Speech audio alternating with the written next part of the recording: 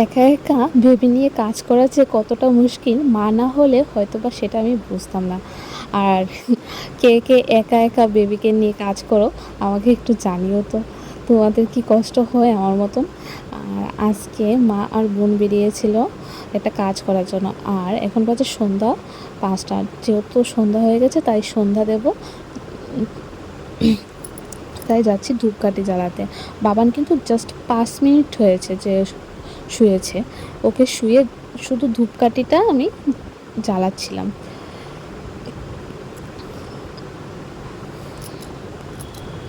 আর সারাদিন কিন্তু আজকে উনি ঘুমায়নি।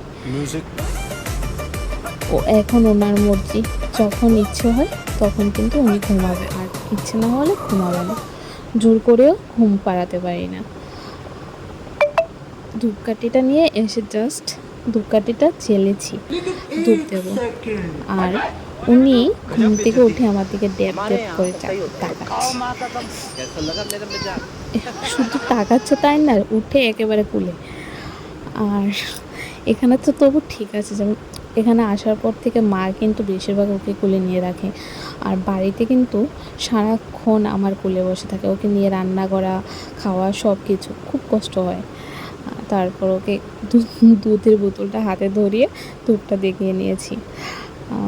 মা হওয়াটা সত্যি অনেকটা কষ্টের, মা না হলে সেটা কেউ বুঝবে না। অন করেছিলাম এই কারণে যে একা একা বসে সময় কাটছিলাম, তো ভাবলাম একটু ক্যামেরাটা অন করা যাক যে আমি একা একা কীভাবে সময় কাটাই, তার জন্য। আর যদি তোমাদের আমার ভিডিও ভালো লাগে তো অবশ্যই কিন্তু আমার পাশে থেকো, আমার চ্যানেলটাকে লাইক আর সাবস্ক্রাইব করো। টাটা।